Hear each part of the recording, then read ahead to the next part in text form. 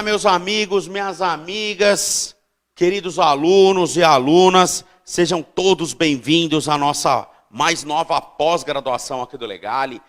Pós essa que eu briguei muito, batalhei muito aqui no Legale para que ela pudesse se concretizar, e eu espero que os senhores possam desfrutar do que há de melhor no universo do direito bancário.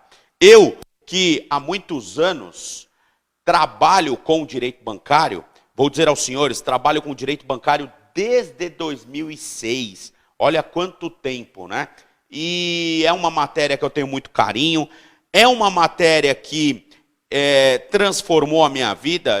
Tudo que eu tenho eu devo ao direito bancário, porque arrumei o meu primeiro emprego como advogado na área de direito bancário, consegui muita coisa na minha vida por meio do direito bancário, e uma das minhas grandes aspirações de vida era conduzir uma pós-graduação em direito bancário com vocês e para vocês.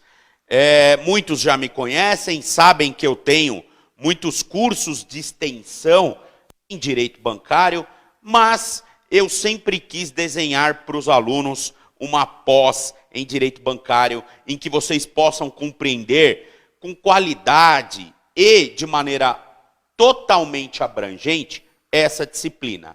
Aqui você de fato se especializa, porque o que eu noto, o aluno faz o curso de extensão, ele se apaixona pela matéria, mas ele tem deficiência em formação de outras ferramentas jurídicas que compõem o estudo do direito bancário.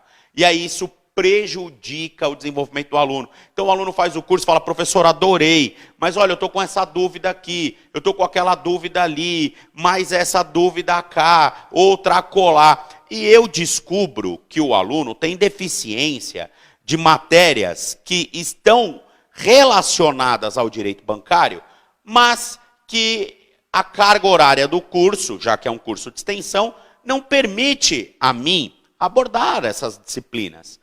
Diferentemente daqui, do universo da pós-graduação. Então aqui, os senhores terão, de fato, uma pós em direito bancário. E vocês vão perceber que o direito bancário vai muito além da concessão do crédito, do financiamento, da garantia. Direito bancário, na verdade, ele está em profundo relacionamento e totalmente entrelaçado com o direito civil, direito do consumidor. Então, para falar que você é um especialista em direito bancário, você tem que dominar, por exemplo, o direito das obrigações. Ora, o que é o contrato? O contrato nada mais é do que uma materialização de inúmeras obrigações que estão contempladas nas cláusulas contratuais. Como você pode querer debater um contrato bancário sem bem compreender o direito obrigacional? É difícil. Bacana?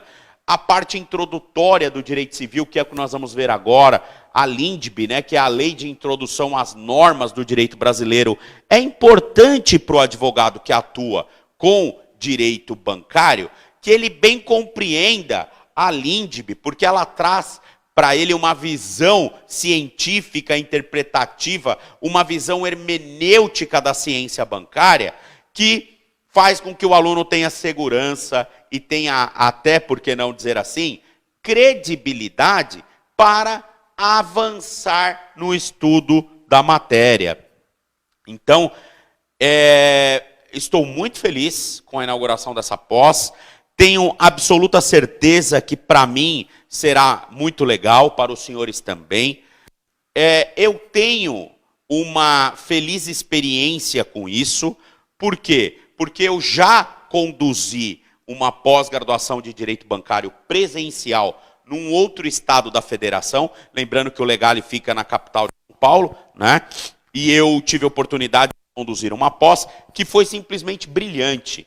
Para vocês terem uma ideia, e essa vai ser mais ou menos no mesmo formato daquela que eu conduzi de maneira presencial. Para vocês terem uma ideia, nós tínhamos mais ou menos 70 alunos na sala. Era uma sala pequena, não era muito grande.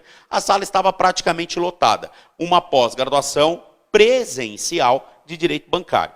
Ao final da pós, a instituição, que não é o Legale, é uma outra instituição, ela tinha o hábito de entregar aos alunos uma avaliação do curso. Como é que foi o curso, a metodologia. E, doutores, para minha surpresa, a avaliação do curso foi com nota máxima. Então, os alunos, quando avaliaram o professor, metodologia de aula, cases que são debatidos, eles entenderam que a pós ela atingia uma satisfação plena, porque lá não era nota de 0 a 10, né?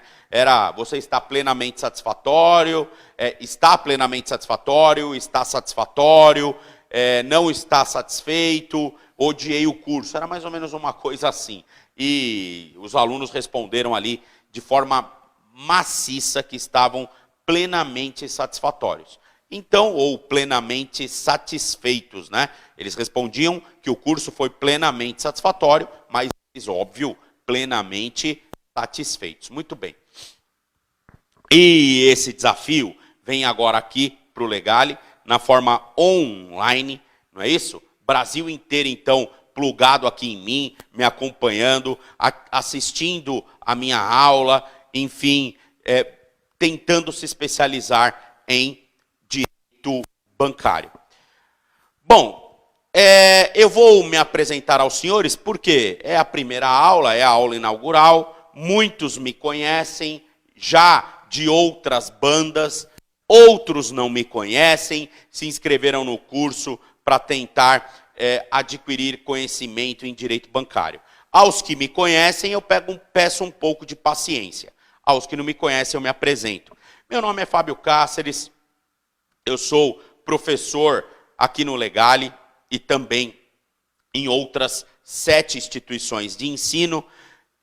Já cheguei a ministrar aulas em 16 instituições. Hoje eu reduzi bem a carga, justamente para focar em menos instituições e conseguir trabalhar melhor, até porque meu escritório também demanda muito do meu tempo e eu tenho que dividir a minha vida entre a docência e a advocacia.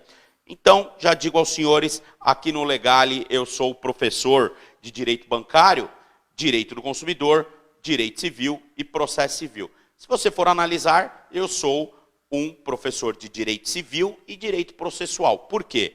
Direito civil envolve direito privado, que desdobra em direito bancário, que desdobra em direito do consumidor. Então, essas matérias elas estão entrelaçadas. O grande grupo do direito privado.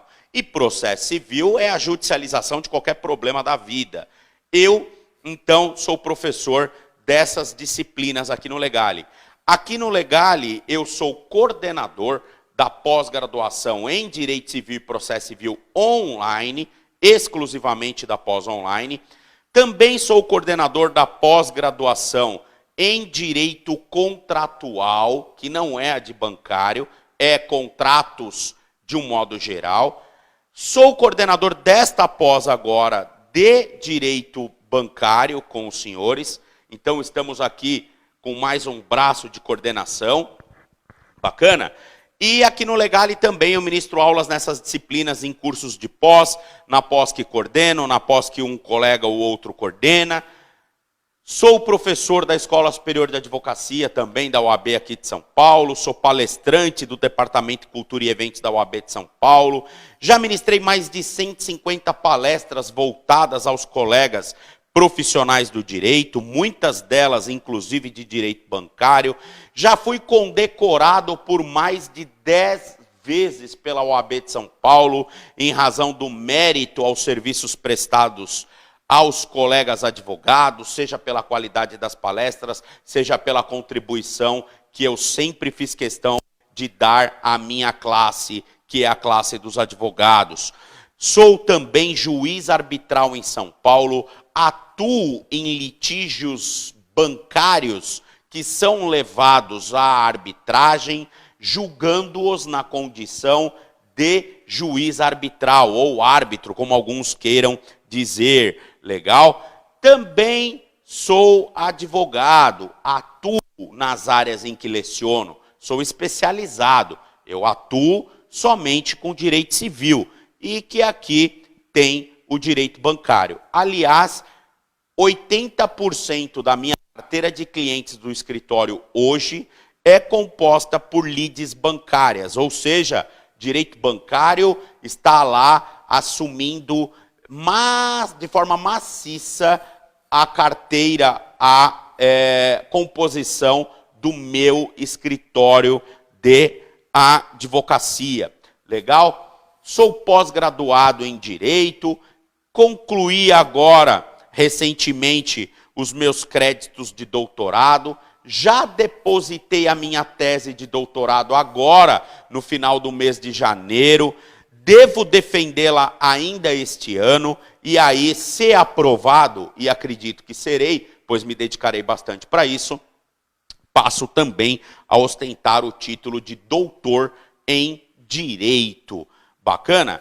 Então, notem que eu sou um jovem advogado, um jovem professor, mas eu amo muito a advocacia, amo a docência e entendo que eu estou preparado, habilitado para falar com vocês, para compartilhar com vocês o pouco do que sei, o pouco do que não sei. Legal? E a gente aqui certamente tem muito a debater, nós temos muito a construir no decorrer dos nossos encontros. Então, vou colocar aqui o meu nome.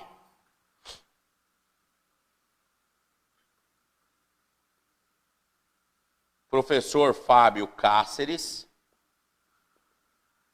Eu uso muito rede social para comunicar com os meus alunos, onde eu faço divulgação de cursos de extensão, comento jurisprudência polêmica, faço considerações sobre situações jurídicas, e é sempre uma honra ter vocês, aluno ou aluna, como amigo ou amiga no meu Facebook ou no meu Instagram. Então vou colocar aqui, ó, a rede social, Facebook. Aqueles que quiserem me adicionar, é só procurar lá, Fábio Cáceres 2. É só procurar Fábio Cáceres 2. Você certamente vai me localizar no Facebook. Também tem aqui o Instagram. Você pode procurar lá, Fábio Cáceres. Aqui é diferente, é Instagram.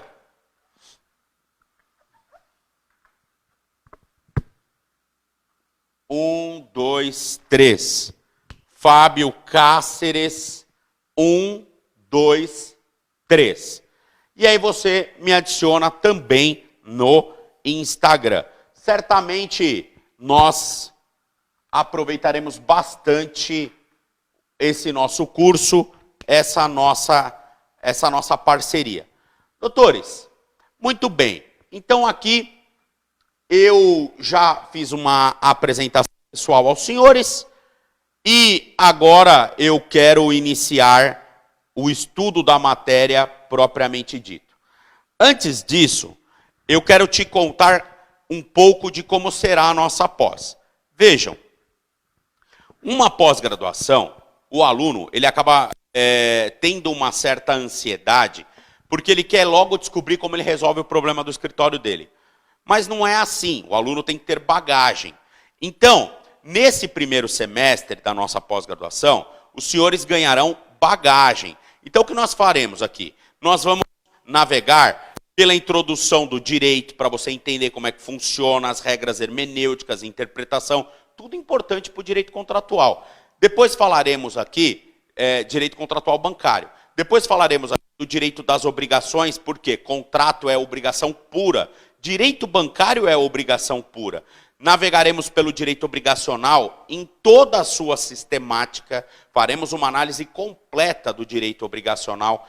Depois faremos uma análise do Código de Defesa do Consumidor e as práticas bancárias que se desdobram na relação de consumo.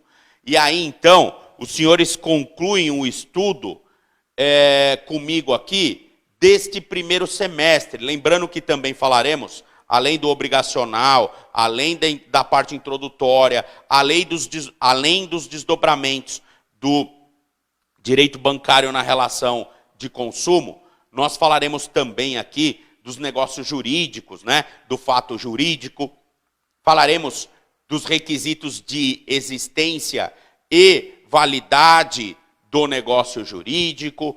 Falaremos também da questão atrelada aqui ao estudo, além dessa questão dos fatos jurídicos, do estudo relacionado aos defeitos dos negócios jurídicos. Aí nós vamos falar dos vícios de consentimento, vamos falar dos vícios sociais, legal? E navegaremos também pelo Código de Defesa do Consumidor. Muito bem. Na segunda parte da nossa pós, no próximo semestre, aí com essa bagagem começa uma maior pancadaria. Por quê? Porque aí sim os senhores vão analisar comigo a parte do direito material bancário. Aí nós vamos discorrer sobre as figuras de crédito, sobre as estruturas contratuais bancárias. Depois nós vamos para a parte estratégica, e aí nós falaremos das ações de recuperação de crédito que são usadas pelos bancos, execução, falaremos da monitória, ação de cobrança, a alienação fiduciária, execução da garantia fiduciária em cartório de registro de imóveis, ação de busca e apreensão de veículos ou caminhões, motos, em decorrência de financiamento por alienação fiduciária. Falaremos dos mecanismos de defesa, como defender na execução, como defender na monitória, como defender na cobrança, como defender no procedimento administrativo de execução da alienação fiduciária no cartório de registro de imóveis. Enfim, gente, é uma pós espetacular. É uma pós espetacular. Eu tenho absoluta certeza que os senhores irão aproveitar ao máximo os desdobramentos desse nosso curso de pós-graduação. Legal? Eu tenho absoluta certeza disso, que será aproveitado ao máximo, aproveitaremos ao máximo os desdobramentos desse nosso curso de pós-graduação. Bacana? Então, vamos aqui para a primeira parte da nossa aula. Nós começaremos o estudo por um decreto-lei 4657 de 42. Decreto-lei 4657 de 42. Eu não sei se os senhores já ouviram falar desse decreto, eu não sei se os senhores conhecem, mas ele é de suma importância no estudo do direito privado, especialmente no campo do direito bancário. Professor, o que é esse decreto? Ele era conhecido como LIC, Lei de Introdução ao Código Civil. Agora, esse decreto, com muita sensatez do Congresso Nacional, ele deixou de se chamar LIC e passou a ser chamado de LINDB, Lei de Introdução às Normas do Direito Brasileiro. Então ele deixa de ser chamado de LIC e passa a ser chamado de LINDB, Lei de Introdução às Normas do Direito Brasileiro. Eu fiquei muito feliz com esse novo nome. Por quê? Porque, doutores, se tem algo que esse decreto não fazia, era introduzir ao estudo do direito. Esse decreto, ele é verdadeiramente uma introdução ao estudo do direito de maneira geral e não do Código Civil. Então, se tinha algo que esse decreto não fazia, era introduzir ao estudo do Código Civil. Ah, por que ele era chamado de LIC? Lei de Introdução ao Código Civil. Mas calma aí, Código Civil, o tributarista usa esse decreto, o penalista usa esse decreto, o administrativista usa esse decreto, o civilista usa esse decreto, o advogado que atua com bancário usa esse decreto. Será que ele é de introdução ao Código Civil? Não, ele é um decreto de introdução ao estudo do direito. E é exatamente aí, por ser um decreto de introdução ao estudo do direito, que nasce a necessidade de adequar o nome. E aí nós tivemos uma leizinha que veio para alterar o nome desse decreto, deixando de ser LIC e passando a ser LINDB. Repito, Lei de Introdução às Normas do Direito Brasileiro. E é esse decreto que nós trabalharemos a partir de agora com muita calma. Eu peço atenção de vocês nesse estudo. Por quê? Esta é, se não a mais, uma das mais importantes das aulas que nós teremos, porque é a aula que abre a sua mente para o estudo do direito bancário, é a aula que abre a sua mente para o estudo do direito de uma maneira geral. E eu vou te provar isso no decorrer da aula com situações bancárias que se desdobram aqui. Legal? Então, professor, qual é a finalidade deste decreto? Para qual fim este decreto foi criado? Olha só, este decreto, ele traz critérios, diretrizes, paradigmas de estudo da obrigatoriedade legal. Estudo com relação à interpretação das leis. Estudo com relação à integração das leis. Então, obrigatoriedade, interpretação, integração das leis. E ele também traz aqui estudo com relação à aplicação da lei aonde? No tempo e no espaço. Estudo da aplicação da lei no tempo e no espaço. Então é por meio deste decreto, o decreto 4657/42, a LINDB, que você estuda os critérios, que é a verdadeira finalidade dele, os critérios, as diretrizes, no que diz respeito à obrigatoriedade legal, interpretação das leis, integração das leis e aplicação da lei no tempo e no espaço. Então, o decreto tem como primordial função levar ao intérprete do direito elementos que colaborem com o estudo da obrigatoriedade das leis, com o estudo da interpretação das leis, estudo da integração legal e ainda o estudo com relação à aplicação das leis no tempo e no espaço. No tempo e no espaço. E aí você consegue bem compreender o decreto. Muito bem, vamos estudá-lo com muita calma, com muita tranquilidade. Essa é a vantagem da pós. O professor tem tempo, né, para trabalhar, não precisa correr, não precisa encurtar matéria. Primeiro nós falaremos da obrigatoriedade das leis.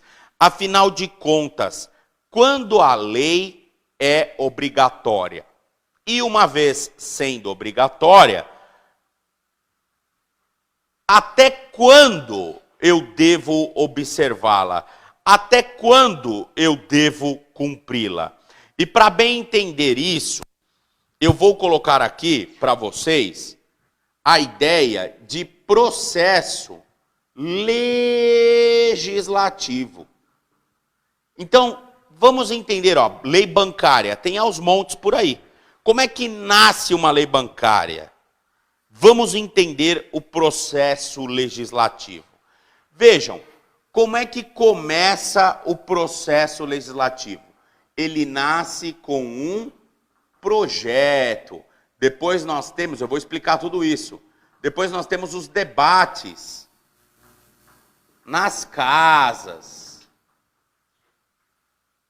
Depois dos debates, nós temos a análise final do chefe do executivo. Depois nós temos promulgação ou veto. Publicação. Entrada em vigor. Então vejam que a lei, antes de ser lei, ela passa por um filtro interessante. O embrião de uma lei é o projeto. O que é o projeto? É o rascunho de uma ideia. Então, algum parlamentar, seja ele um deputado federal ou um senador da República, ele tem a ideia de criar uma lei sobre um determinado assunto. Aí ele vai lá e apresenta na casa na qual ele pertence, se for deputado federal na Câmara, se for um senador no Senado. Ele apresenta o projeto de lei. Bacana? Este projeto, ele vai ser debatido nas casas. Por que eu digo isso? Porque no Brasil vigora o sistema bicameral. No Brasil vigora o sistema bicameral. Então, toda a lei federal no Brasil passa pela Câmara e pelo Senado. A Câmara representa o povo e o Senado representa os estados da federação. Então, é como se o povo e o Pacto Federativo aprovassem ou não uma determinada lei. Legal? E aí o projeto, então, vem para o debate nas casas.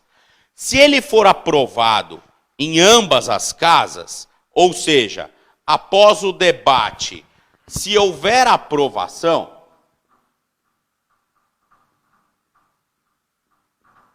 esse projeto é remetido para o chefe do executivo. No caso do Congresso Nacional, o projeto será encaminhado, depois dos debates e depois da devida aprovação pelas casas, ele será aprovado, se aprovado pelos debates, ele será remetido ao chefe do executivo e aqui no nosso caso é o presidente da República. Então, no nosso caso, o chefe do Poder Executivo é o presidente da República. E o que o presidente da República pode fazer, professor? Bom, ele pode promulgar, aprovar o texto, ou ele pode exercer o direito de veto, vetar o texto. Lembrando que o presidente, no exercício do veto, ele pode fazer o veto integral, ou seja, de tudo, ou só de parte do projeto. Neste caso, então, nós temos a possibilidade de promulgação, ou de veto integral, ou de veto parcial, legal? Então vamos anotar aqui, ó, promulgação, veto total, ou veto parcial. Então nós temos a possibilidade de promulgação, veto total ou veto parcial.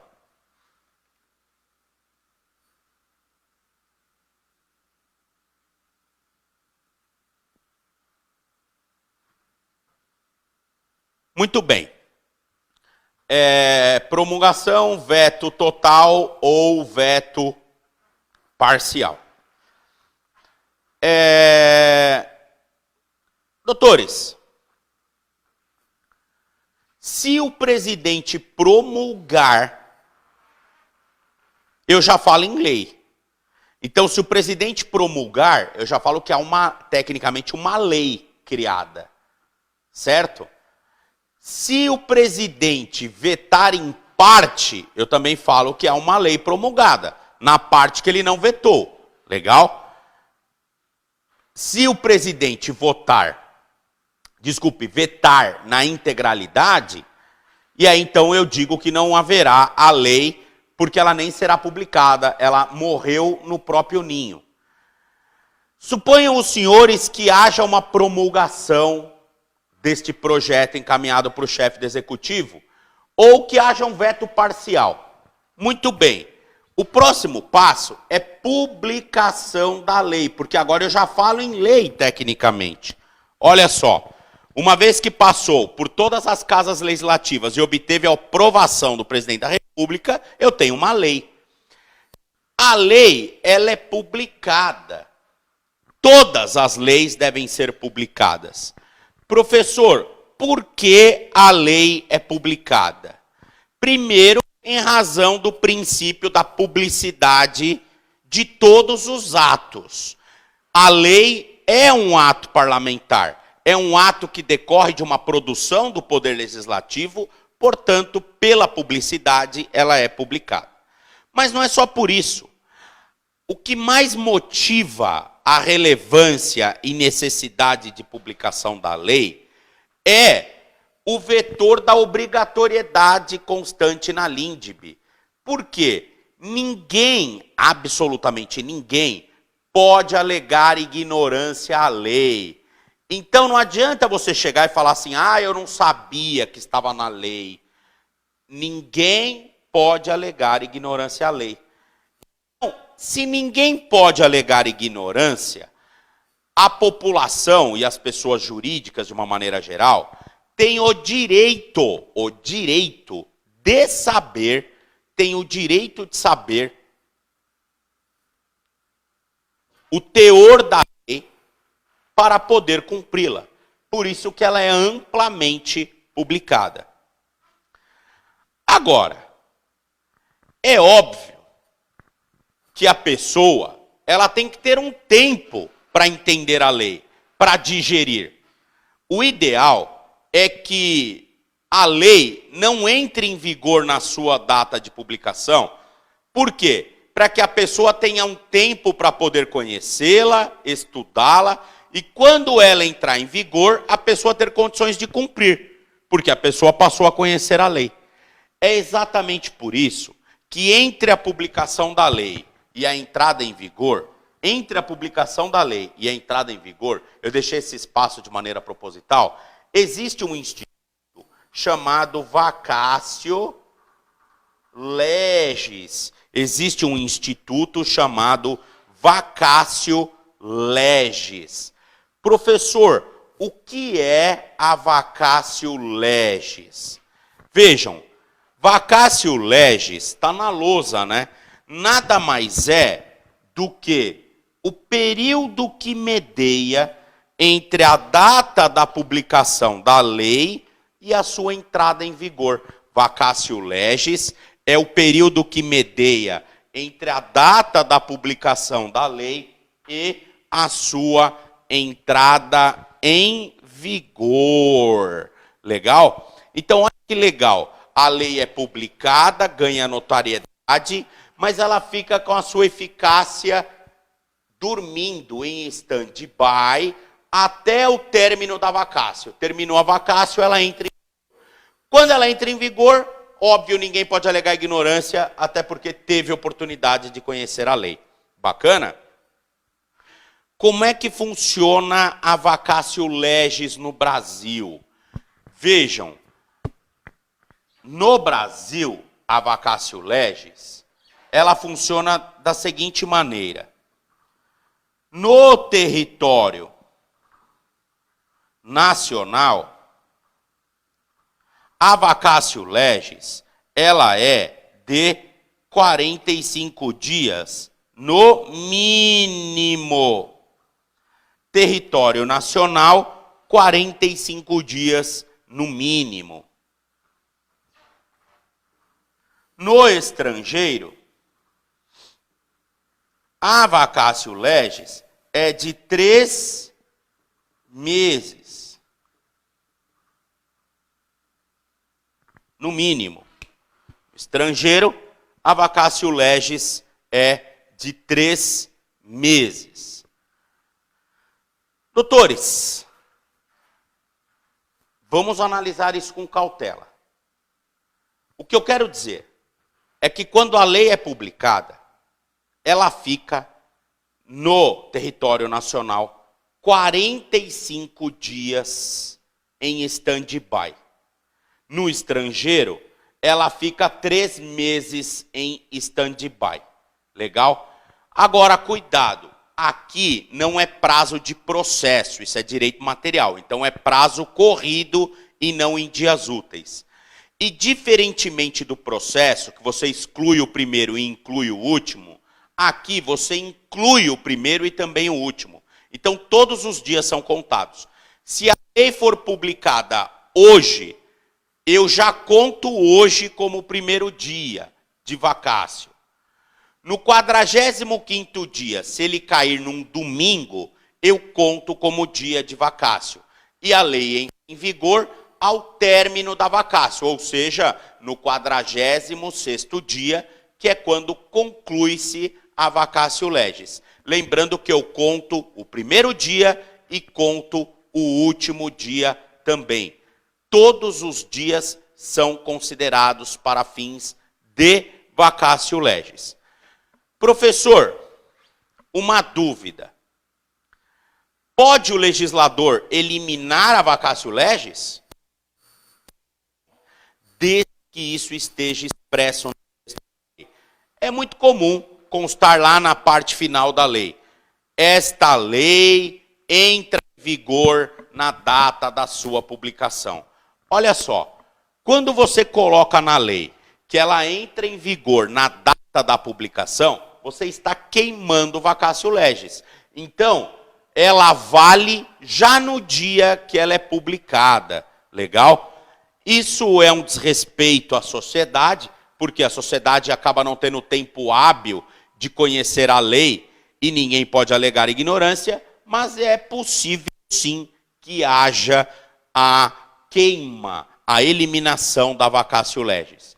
Professor, é possível eu estabelecer um prazo de vacácio maior do que este? Sim, este é o prazo mínimo que a lei estabelece. Você pode criar o prazo máximo. Legal? O Código de Processo Civil, por exemplo, que recentemente entrou em vigor no Brasil, no ano de 2016, né? O código é de 2015, entrou em vigor em 2016. Vejam, ele ficou 1 ano em vacácio legis. O próprio Código Civil, que data de 2002, ele entrou em vigor em janeiro de 2003. Ficou também 1 ano em vacácio legis. Então, tanto o Código de Processo Civil atual, como o Código Civil, eles ficaram 1 ano em vacácio legis. É possível. 6 meses? Possível. 3? Possível. Agora, menos do que o prazo estabelecido na LINDB, não. Ou você faz a supressão integral da vacácio e põe a lei para entrar em vigor na data da sua publicação, ou você observa o prazo mínimo da LINDB. Agora, o interessante é que muitas leis são omissas com relação a isso. Então a lei vai lá e põe lá, data da publicação da lei, tal. E ela não fala nada quando ela entra em vigor. Nesse caso eu te pergunto, quando a lei o texto da lei é omisso, quando ela entra em vigor? Ah, professor, ela entra em vigor 45 dias após a sua publicação. Então, ela entra em vigor 45 dias após a sua publicação. Agora, doutores, nós temos aqui algumas situações curiosas que eu quero debater com vocês.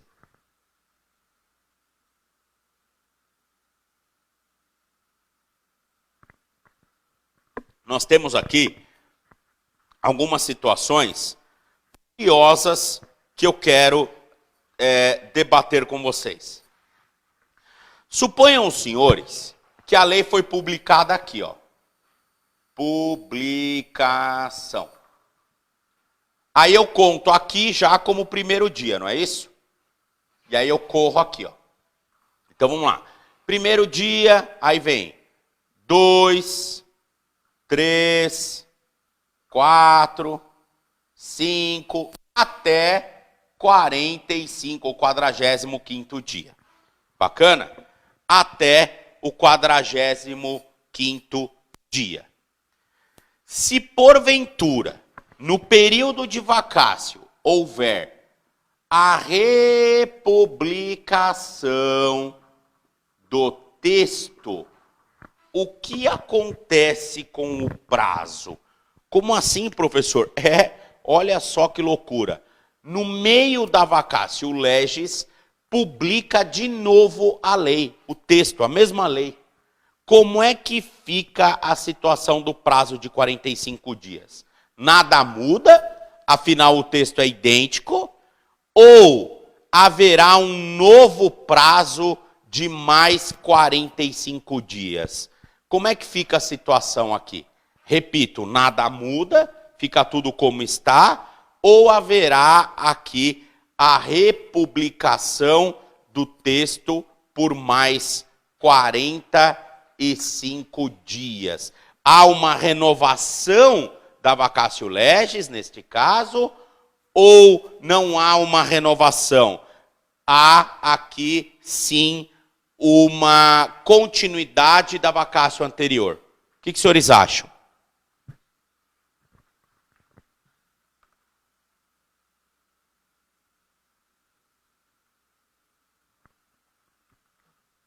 Doutores, se houver a republicação do texto, no período de vacácio, nós temos que a vacácio é zerada e começa a contar tudo de novo. Então, o dia da republicação do texto passa a ser o primeiro dia de vacácio. O dia da republicação do texto passa a ser o primeiro dia de vacácio. Então, nós temos essa situação interessantíssima para que os senhores observem.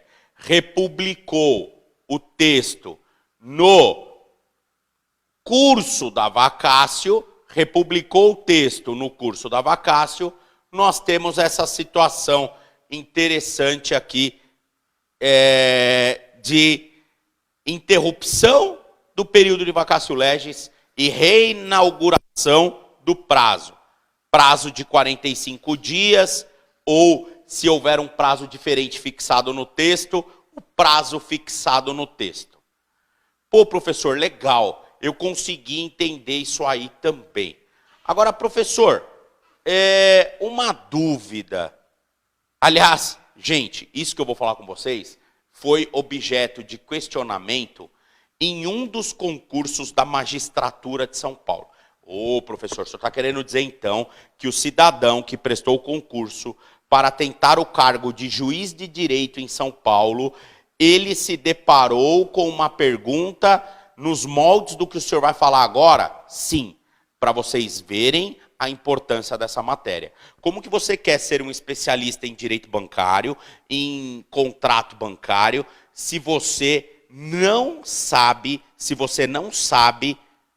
os meandros de relevância da LINDB, sendo que isso é questionado até em magistratura? Doutores, percebam o seguinte.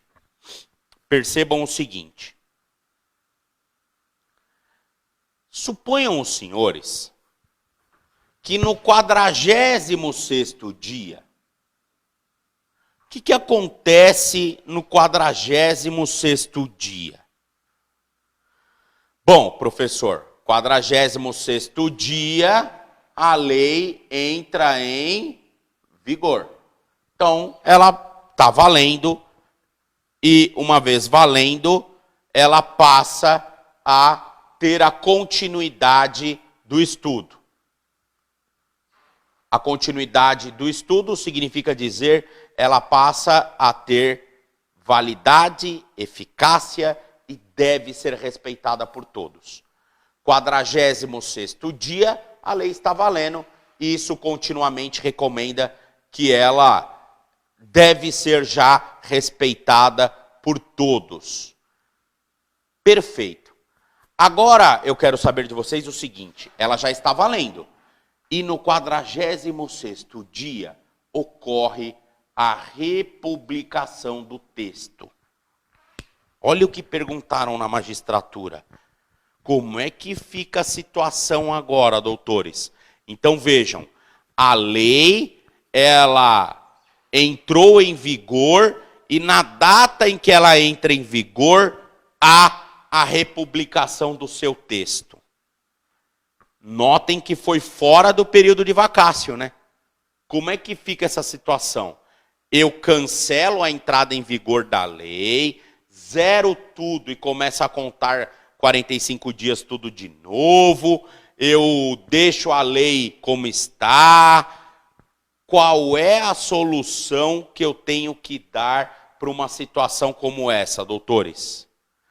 Antes de eu responder, e os senhores também, eu vou pedir para a Amanda, nossa queridíssima técnica de áudio e de vídeo, para que ela navegue aqui pelos quadros, para vocês poderem anotar as informações da lousa. Primeira aula, já vou trazendo as orientações a vocês. Pessoal, quem me conhece sabe, a minha metodologia de trabalho, de ensino, é canetão, apagador e lousa. Eu costumo fazer na aula aquilo que me agrada quando eu sou aluno, com todo respeito aos meus colegas professores. Eu, particularmente, isso é uma opinião pessoal minha, não gosto de aula com recurso audiovisual. Então, data show, com um monte de slide, com um monte de texto. Por quê? Porque isso você lê na sua casa, a aula é para construir a ideia, dá sono, fica uma aula pesada. Eu gosto de desenvolver o raciocínio com os alunos. Então, ao invés de eu trazer isso aqui pronto, ficar rodando slide e desenvolver a aula, eu prefiro desenvolver com os senhores aqui na raça. Quem ganha com isso? Vocês. Quem perde? Eu. Porque eu confesso que é muito mais fácil fazer isso em casa, vir aqui, ficar rodando e comentando, do que ter que desenvolver no gogó e no braço uma aula com vocês. Só que a aula, a meu ver, com todo respeito, ela fica rica, porque você acompanha a construção do raciocínio com o professor. E aí, a magia dessa aula está na lousa. Então, eu não disponibilizo material, nada disso. A minha aula é isso aí, é você sentar aí no horário da aula e assisti-la. Legal? Anotar tudo o que eu falo é a melhor aula, na minha opinião, do que aquela que você recebe slide, um monte de coisa, o professor fica lendo slide na sala de aula, você sabe ler, não precisa do professor, e enfim, há um empobrecimento de ensino. Isso é uma opinião pessoal. Então, eu opto por uma aula assim. Só que eu sei que na aula assim, ela fica mais dinâmica, o professor fica andando, aí a técnica acompanha o professor, o aluno não consegue anotar, o aluno gosta de anotar as informações da lousa. No online há uma limitação, porque no presencial você deixa de olhar para mim e olha para a lousa. No online você é obrigado a olhar para mim porque a técnica me acompanha, a técnica de vídeo e som.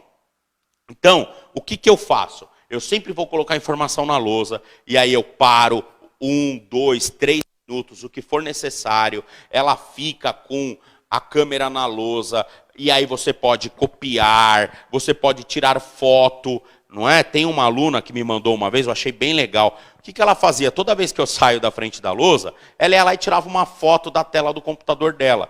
E aí ela salvava, aula tal, aula tal. Ou seja, hoje ela tem um book com todo o organograma das minhas aulas, que ela diz que é um material de apoio excelente para ela poder estudar, porque ela tem uma memória visual, ela olha lá os esqueletos que eu faço, de desenvolvimento da aula, e ela consegue bem entender a matéria. Fica aí uma dica, se você quiser. Legal? Então, eu vou pedir aqui encarecidamente para a Amanda colocar aqui 1 minutinho para vocês anotarem, e depois aqui 2 minutos, porque aqui tem mais informação do que no primeiro.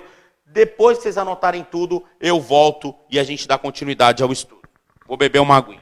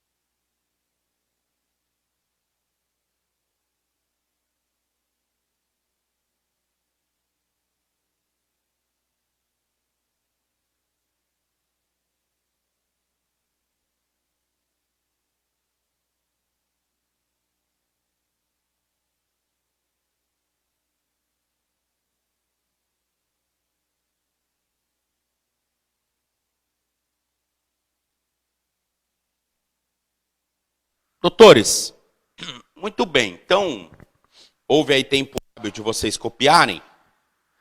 E a dúvida que eu coloco é essa, né? Eu volto com ela aqui. Republicou o texto depois do término da vacácio. Qual é a consequência jurídica disso? Essa é a minha dúvida. E, enquanto você pensa na solução, eu vou dar intervalo, porque nós concluímos agora o primeiro bloco da nossa primeira aula, da aula inaugural da nossa pós-graduação de Direito Bancário, de Contratos Bancários. Legal? Voltamos daqui a pouco. Tem tempo aí para você tomar um cafezinho, tomar uma água, dar uma esticada no corpo, relaxar um pouquinho, ir ao banheiro. No retorno do intervalo, eu respondo isso e dou sequência à nossa aula. Muito obrigado até aqui. Valeu, fiquem com Deus.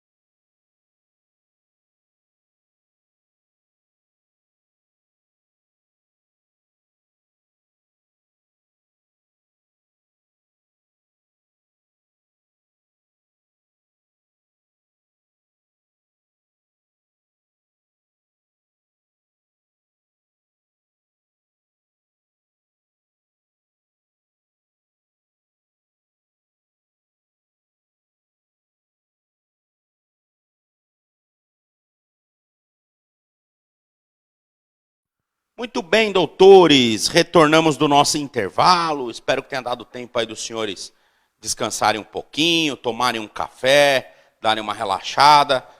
E eu volto com a pergunta que não quer calar. Eu volto com a pergunta que não quer calar. E a pergunta que não quer calar é a seguinte: republicou o texto no 46º dia. Republicou o texto no 46º dia. Qual é a consequência jurídica disso? Muito bem, vamos à resposta. Esse texto republicado, ele entra no sistema como lei nova. Por quê? Porque a lei anterior já entrou em vigor, não dá para suspender. Então ele entra no sistema como uma lei nova, entra no sistema como uma lei nova. Só que esta lei que foi publicada aqui, ela já está em vigor. Muito bem, o que vai acontecer com essa lei nova? Ela vai ficar em vacácio por 45 dias. Porque ela é uma lei nova, então ela vai ter a vacácio dela. Enquanto ela está em vacácio, a outra lei está em vigor, produzindo efeito. Produzindo efeito. Vai chegar um momento que nós teremos um problema. Qual? Quando esta lei aqui terminar a vacácio, ela vai entrar em vigor.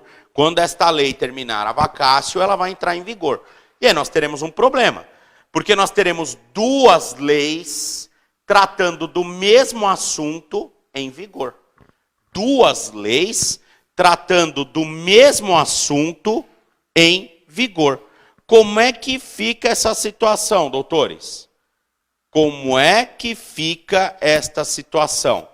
Duas leis tratando do mesmo assunto em vigor. Depois você vai estudar isso comigo também. Há aqui um aparente conflito, confronto de leis. E a lei mais nova se sobrepõe à mais velha, que no nosso exemplo nem é tão velha assim. E aí então nós temos aqui uma revogação tácita da lei primeira que foi publicada pela segunda lei. Legal? E aí fica valendo só a segunda lei. Olha que coisa curiosa, que fenômeno interessante. E eu chego à conclusão que essa leizinha, coitadinha, teve uma vida curta, né? Porque ela mal nasceu e já tinha a data certa para morrer. 45 dias, que é quando a outra entra em vigor, e aí confronta com ela, como a outra é mais nova, vale a outra em detrimento dela. Vejam, isso foi questionado no concurso, em um dos concursos da magistratura de São Paulo. Legal? Muito interessante essa situação. E agora você já sabe o que é vacatio legis, o período que medeia entre a data da publicação da lei e a sua entrada em vigor. Você já sabe qual é o período mínimo de vacácio, 45 dias no território nacional, 3 meses no estrangeiro. Você já sabe que a vacácio pode ser suprimida por expressa disposição legal. Ela pode ser majorada no seu período legal. Você sabe qual é a consequência da republicação da lei no período de vacácio. Você sabe qual é a consequência jurídica da republicação da lei após o término da vacácio. Você sabe tudo isso. Você sabe tudo isso. E dentro desta situação, nós temos aqui a possibilidade de melhor compreendermos esse fenômeno que é o processo legislativo e a ideia do início de obrigatoriedade de uma lei. Então, a partir desse estudo, você tem um marco inicial de obrigatoriedade de uma lei. Você passa a melhor compreender quando uma lei passa a valer. o marco inicial de vigência de uma determinada lei. Bacana? Muito bem, doutores. Essa, então, é a panorâmica. Agora, vamos fazer uma análise interessante aqui. Doutores, eu acabei de falar para vocês da entrada em vigor da lei. Pergunto, essa lei, ela passa por um filtro de análise constitucional em uma dessas etapas aqui ou não? Porque nós temos no Brasil uma Constituição que não pode ser de maneira nenhuma desrespeitada por ninguém, nem por lei. Lei que maltrata a Constituição é inconstitucional e tem que ser suprimida do sistema, retirada do sistema. Legal? Então, eu quero saber de vocês o seguinte: qual é a fase legislativa em que há uma análise constitucional da lei? Isso também já foi objeto de concurso. Embora aqui ninguém esteja preocupado com concurso, eu trago isso para vocês para mostrar o nível de relevância das matérias, né? O nível de relevância, é importante você conhecer. Vejam, no ponto em que nós falamos dos debates nas casas, aqui nós temos uma análise constitucional. Por quê? Cada casa, tanto a Câmara como o Senado, elas possuem uma comissão chamada CCJ. CCJ da Câmara, CCJ do Senado. O que é a CCJ? É uma comissão de Constituição e Justiça. Comissão de Constituição e Justiça. E aqui nós temos a CCJ da Câmara e temos também a CCJ do Senado. CCJ da Câmara e CCJ do Senado. Legal? Nas comissões de Constituição e Justiça é feita uma análise prévia se há ou não alguma inconstitucionalidade na lei. Então, nas CCJs é feita uma análise prévia se há ou não alguma inconstitucionalidade do projeto ou da lei que se pretende aprovar. Uma dúvida muito comum. O projeto passou pela CCJ, ou seja, a CCJ aprovou o projeto. Ela aprovou. Existe ainda mais alguém dentro desse circuito do processo legislativo que faz controle preventivo de constitucionalidade? Por que preventivo? Porque a lei ainda não entrou em vigor. Eu estou fazendo uma análise prévia. Além da CCJ da Câmara, além da CCJ do Senado, pergunto, existe mais alguém que faz essa análise prévia de constitucionalidade?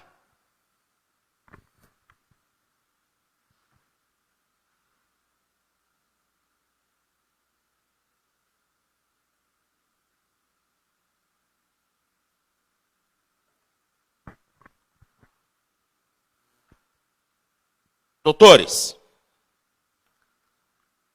a resposta é afirmativa, existe.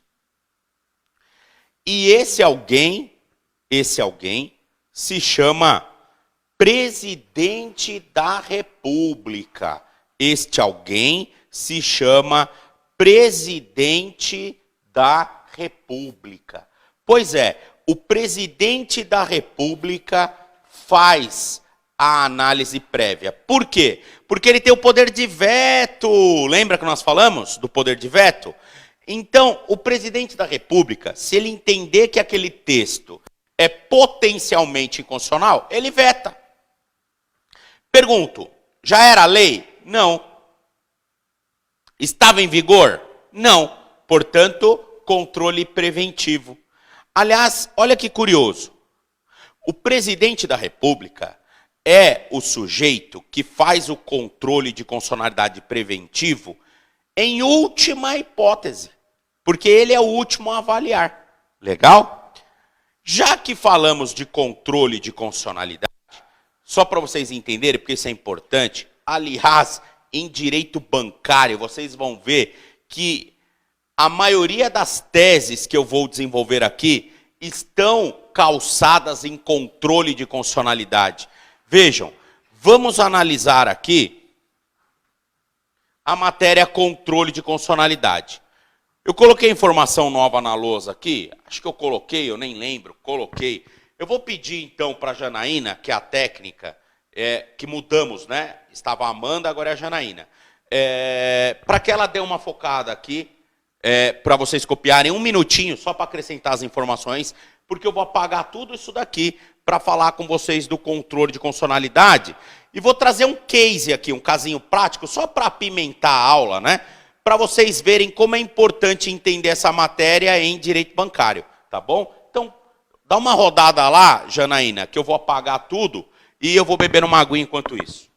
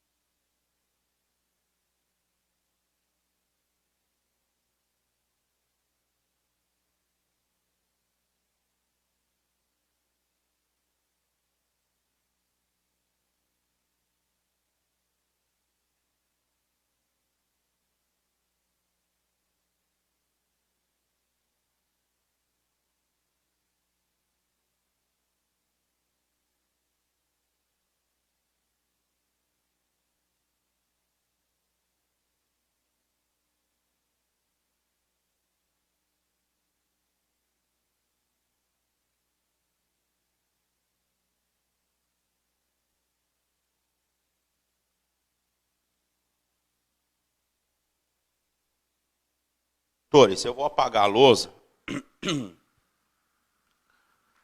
porque agora eu vou falar com vocês do controle e vou mostrar para vocês a importância de se entender o controle. Essa pós aqui vai ter que ser a melhor, senão não vale.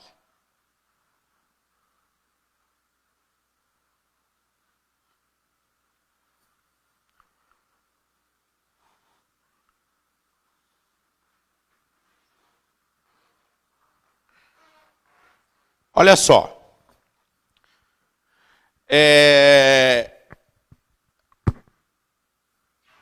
Os senhores certamente se recordam daquele grande jurista alemão chamado Hans Kelsen. Hans Kelsen, ele cria uma estrutura do direito que no Brasil é exemplificada com uma pirâmide.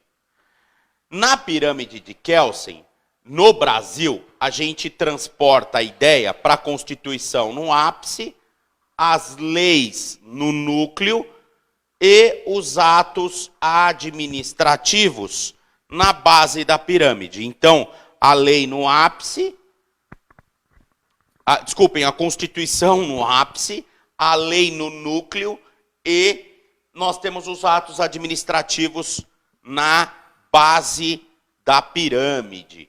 Então, Constituição ápice, leis no núcleo e os atos na base da pirâmide.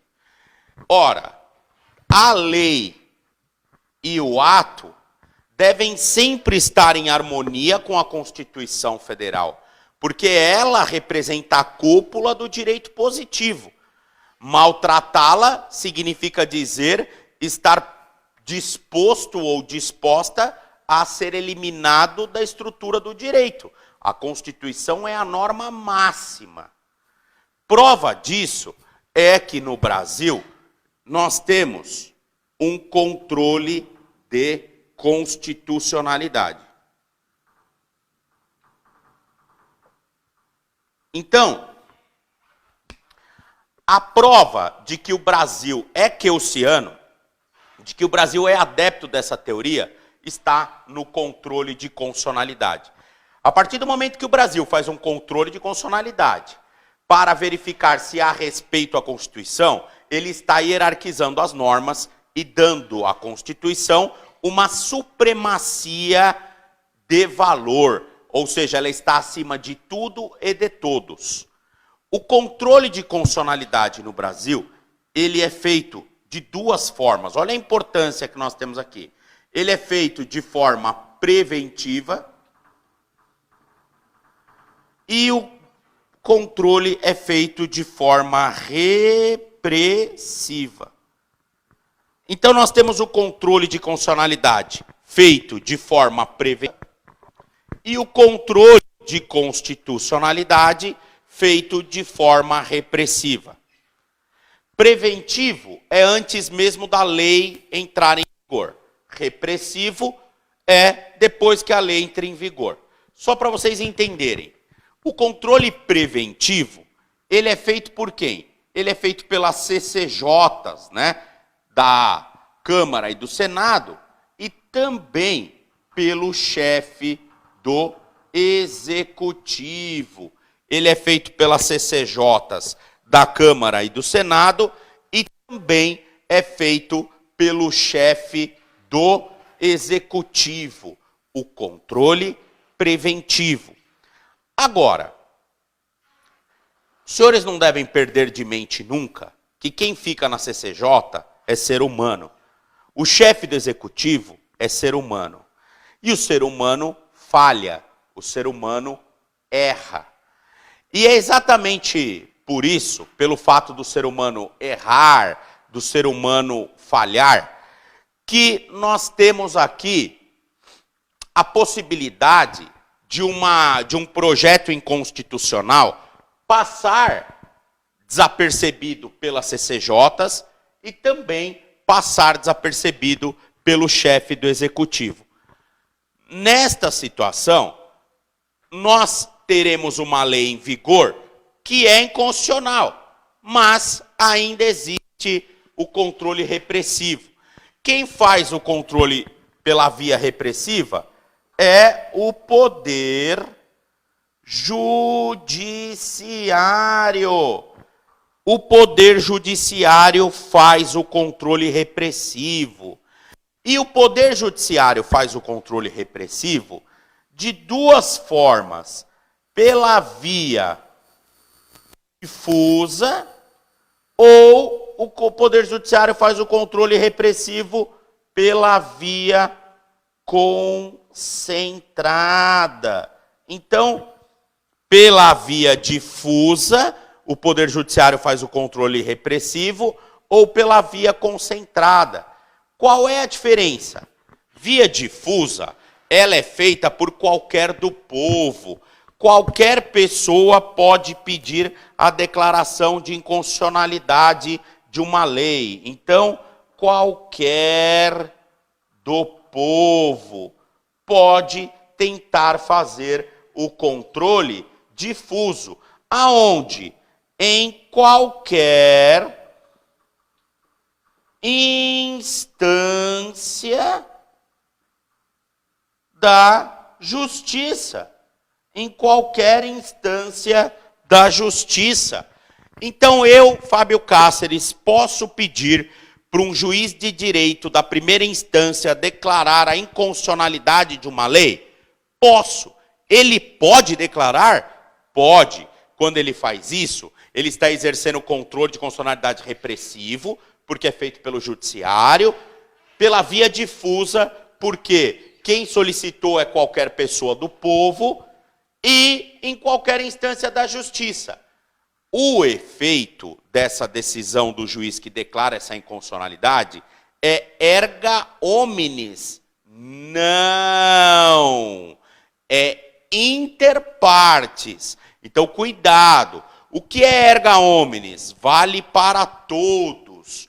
O que é inter partes? Vale só para as partes da lide. Então, fica essa observação. O controle feito pela via difusa, que se aplica exclusivamente, o controle pela via difusa, que se aplica exclusivamente a pessoas comuns, ele é feito por qualquer instância da justiça, mas o efeito é inter partes. Olha só, efeito, abro aspas, inter partes, ou seja, efeito somente entre as partes do processo, interpartes, legal? Agora, algumas pessoas, que são aquelas que eu chamo de bambambãs do direito, por que bambambãs? Porque eles podem ir direto no Supremo Tribunal Federal, ou seja, essas pessoas queimam todas as instâncias da justiça, vão direto no dono dos porcos, que é o Supremo, que é quem interpreta a Constituição em última instância, e pedem para o Supremo se pronunciar sobre a inconstitucionalidade de uma lei. As famosas ações diretas, né? Todo mundo pode propor ação direta, professor? Não, só os legitimados. E aonde que estão os legitimados? No artigo 103 da Constituição Federal. Então, quando você visita o artigo 103, você encontra lá, podem propor as ações de inconstitucionalidade, direto no Supremo. Presidente da República, partido político com representação nacional ou representação no Congresso, a mesa diretora da Câmara e do Senado, o Conselho Federal da OAB, governador de estado, procurador-geral da República, sindicato com representatividade nacional, todos esses podem, governador de estado, todos esses podem propor a ação direta de inconstitucionalidade. Como o controle é feito direto no Supremo, fala-se que a via é concentrada. Por quê? Porque se concentra direto no dono dos porcos, Supremo Tribunal Federal. Então, via concentrada, somente os legitimados no artigo 103 da Constituição. Somente os legitimados no artigo 103 da Constituição Federal. Somente os legitimados no artigo 103 da Constituição Federal. Esse controle, ele é feito direto no STF. Esse controle, ele é feito direto no STF. E os efeitos da decisão é para todos. Efeito para todos. Vale para todos. Legal? Erga omnes. Vale para todos. Erga omnes. Vale para todos. Muito bem, doutores. Então, aqui você entende um pouco do controle da constitucionalidade. Agora, olha como é importante você entender isso. Eu vou contar para vocês caso real de direito bancário do meu escritório, não é só um, são vários casos nessa situação e que eu bato no peito e chamo a responsabilidade, que é para dar confiança no julgador. Porque eu costumo dizer que advogar em direito bancário, eu ainda que advogo para consumidores, porque você pode advogar para consumidor ou para banco, né? Eu advogo, na maioria das vezes, para consumidor ou para empresas, e aí é uma relação bancária em que não se aplica o CDC. Eu estou sempre na ponta mais fraca, né? E é difícil você conseguir trabalhar quando você está do lado mais fraco, sabendo que o outro é poderoso. Banco no Brasil é muito poderoso. Então, eu vou contar para vocês aqui situações que os senhores vão entender depois no decorrer da pós, com calma, que envolvem esses controles. E eu sempre bato com firmeza e convicção nessa ideia para dar segurança ao julgador. Legal? Mas antes de falar disso, eu vou pedir para a Janaína dar uma navegada aqui, ó, 2 minutinhos, Janaína, porque eu sou gordinho, então eu fico andando para lá e para cá, fico na frente, os alunos não copiam.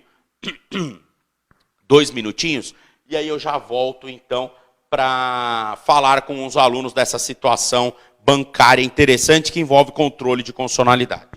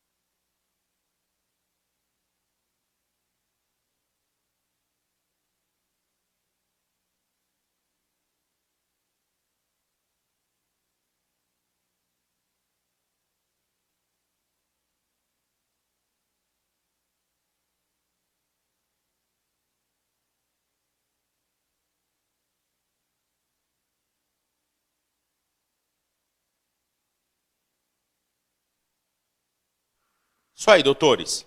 Então, olha só a situação. Vou apagar aqui. Os senhores já conseguiram copiar? Ai, professor, eu quero entender bem isso daí. O senhor explicou rápido. Não estou explicando rápido. É porque assim, é um caso que eu trago à baila em razão do debate de controle, mas depois você vai estudar com calma. Legal? Só um exemplo para vocês. Só um exemplo. Olha só. Tem uma lei que é a Lei 10.931 de 2004. Essa lei, ela criou, só para vocês entenderem, olha só, a cédula de crédito bancária. Cédula de crédito bancário. Ou cédula de crédito bancária, também não está errado. Conhecida no mercado como CCB, né? CCB quer dizer cédula de crédito bancário. Então, ela é conhecida no mercado como CCB. Muito bem. Doutores,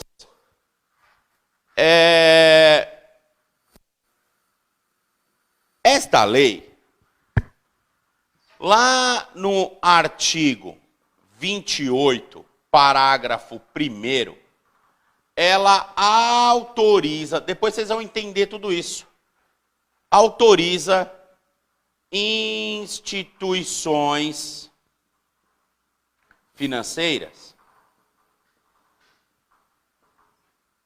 a capitalizarem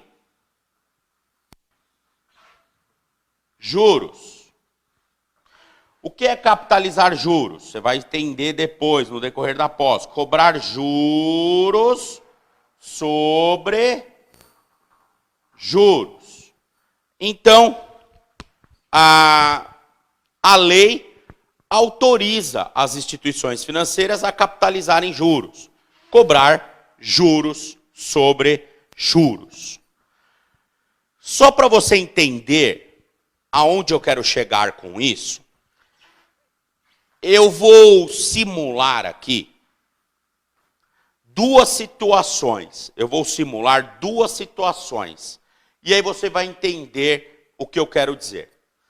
Quando a pessoa compra alguma coisa e pega um dinheiro, uma grana emprestado com a instituição financeira, obtém um crédito bancário, essa pessoa, ela se compromete, em regra, a restituir o valor para o banco no decorrer de alguns meses. E o banco fixa uma taxa mensal de juros. Esses juros que são fixados pelo banco, que serão cobrados mensalmente, eles podem ser cobrados de forma simples ou de forma composta. Na cobrança composta, haverá juros sobre juros.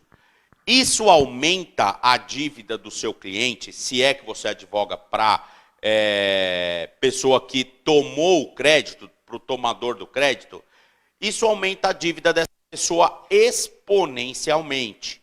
Legal? Então, isso faz com que a pessoa tenha um débito majorado de forma exponencial. Muito bem. Dentro desta situação e desta circunstância, em que nós temos um aumento da dívida em razão da cobrança de juros sobre juros, muitos advogados vão à justiça discutir o seguinte: olha, o meu cliente paga juros abusivos. Esses colegas até vão lá no CDC, que fala que colocar o consumidor em desvantagem exagerada não pode, que isso é uma prática leonina, draconiana. Vão lá no artigo 51, que diz que a cláusula é nula quando coloca o consumidor em desvantagem exagerada. Enfim, vão para a justiça para discutir que há juros abusivos. Alguns equívocos. Primeiro, juros abusivos é um termo extremamente genérico. Você tem que demonstrar aonde está o ponto de abusividade. E muitos colegas discutem o ponto de abusividade no valor dos juros. Então, quanto que se cobra? 2%, 3%, 10%? Os juros estão elevados. Vejam, é um equívoco. Outros dizem simplesmente juros abusivos sem especificar nada. Também vai perder pela fragilidade do argumento. Agora, os mais atentos vão lá e dizem é abusivo porque a composição é de juros sobre juros. Ou seja, Este colega mais atento, ele está explicando o que é abusivo nos juros. Ou seja, ele está dizendo, não é a taxa, é a composição da taxa na parcela. E aí ele usa, esse colega, o CDC. Quando o banco se defende, nesta ação proposta, em regra o banco vai lá e diz, olha, mas eu posso fazer isso, cobrar juros sobre juros. A lei autoriza, está na lei. Meu contrato tem amparo legal, princípio da legalidade. Ninguém é obrigado a fazer ou deixar de fazer algo, senão em virtude de lei. Se a lei autoriza, eu posso. E aí o banco vai lá e fala, excelência, leia essa lei. Vai lá no artigo 28, vai no parágrafo 1º. E aí você perde o caso. Na maioria das vezes, perde. Agora, se é um advogado preparado, se é um advogado especializado em direito bancário, porque especializado não é aquele sujeito que não sabe nada e fica indo no Google buscar modelo de petição. Esse não é especializado. Agora, você é especializado. Legal? Se você é um advogado especializado, você vai discutir em controle difuso de constitucionalidade o parágrafo 1º do artigo 28. Mas eu tenho matéria para discutir, professor? Tenho. Eu vou te dar um exemplo aqui, só para você entender. Isso é só para ilustrar a aula, só para dar tempero. Depois nós vamos estudar tudo isso com calma. Olha só, de quando que é essa lei? Ah, ela é de 2004. De quando é a Constituição? 1988. Quem veio primeiro? A Constituição. Quem veio depois? A lei. Ora, se a lei veio depois da Constituição, e a Constituição é a norma máxima, ela tem que respeitar a Constituição. Perfeito? Muito bem. Quando a lei autoriza as instituições financeiras a fazerem isso, a lei está desautorizando, ou melhor, a lei está autorizando um desequilíbrio contratual. Então a lei, ela está autorizando um desequilíbrio contratual. Por quê? Porque isso vai gerar enriquecimento para o banco e empobrecimento para o tomador do crédito. Ela gera um desequilíbrio. Desequilíbrio que beneficia, eu vou usar um linguajar simplista, né, gente? Os bancos. Não vou ficar falando instituição financeira, casa bancária, legal? Que beneficia os bancos. Então, notem que aqui há um desequilíbrio que beneficia os bancos. Quando você visita o artigo 192 da Constituição, que trata das matérias bancárias, é a constitucionalização do direito bancário, o artigo 192 estabelece o seguinte, que o sistema financeiro nacional, ou seja, a atividade bancária como um todo, ela deve se desenvolver de maneira equilibrada, servir os interesses da coletividade e ser regulada por lei complementar. Nossa, esta lei gera desequilíbrio quando a Constituição diz que tem que ter equilíbrio, gera desequilíbrio para beneficiar bancos, porque ela beneficia os bancos, quando a Constituição diz que a lei sempre tem que atender ao interesse coletivo, essa aqui atende interesse de banqueiro em detrimento da população. E pior, essa lei é ordinária. E a Constituição diz que tinha que ser lei o quê? Complementar.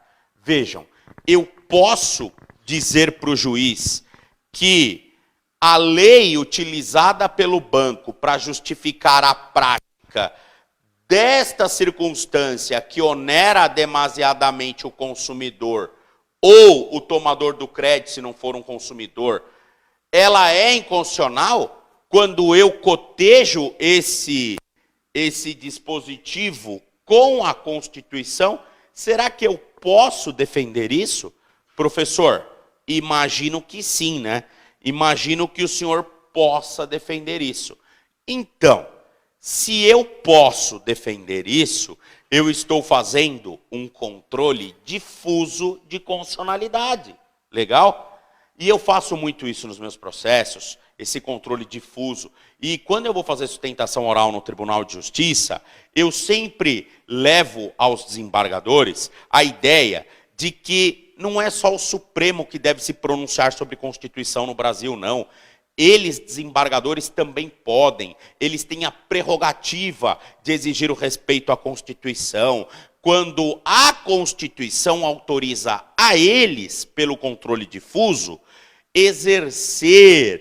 serem os atores do palco da festa constitucional, não só os ministros do Supremo. Os desembargadores também podem ocupar o palco da constitucionalidade. E eu levo isso nos meus casos para o Tribunal de Justiça, justamente para demonstrar a importância do controle difuso. Legal? Por quê? Porque não são todos os colegas que exploram isso. E aí acaba o processo perdendo qualidade de debate jurídico. Será que é importante entender, então, o controle difuso, saber que ele existe, saber que eu posso pedir que ele seja aplicado, embora o efeito seja inter partes, gera um precedente, gera algo que eu posso utilizar nos meus casos. Legal? E aí, então, nós temos aqui a ideia da supremacia constitucional numa pequena partícula do direito bancário, que eu peguei aqui por amostragem para vocês, só para que vocês entendam essa situação.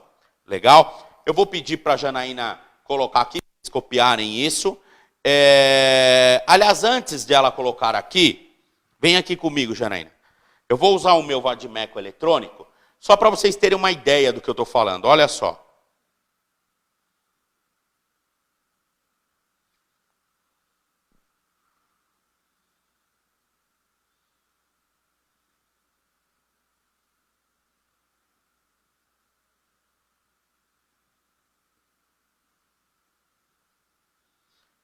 Eu vou primeiro abrir a lei.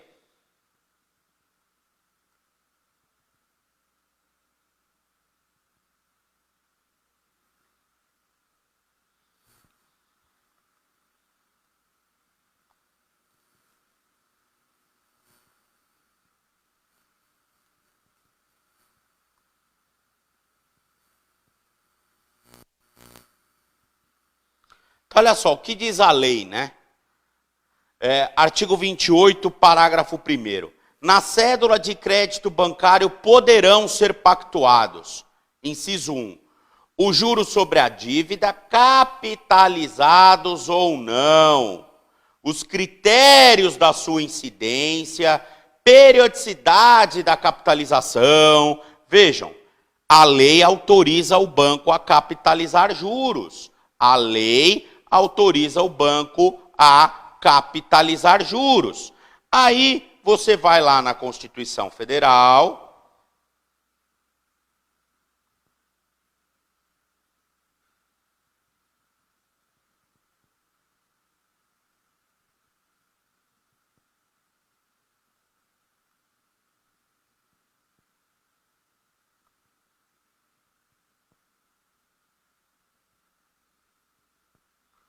E a Constituição estabelece no artigo 192.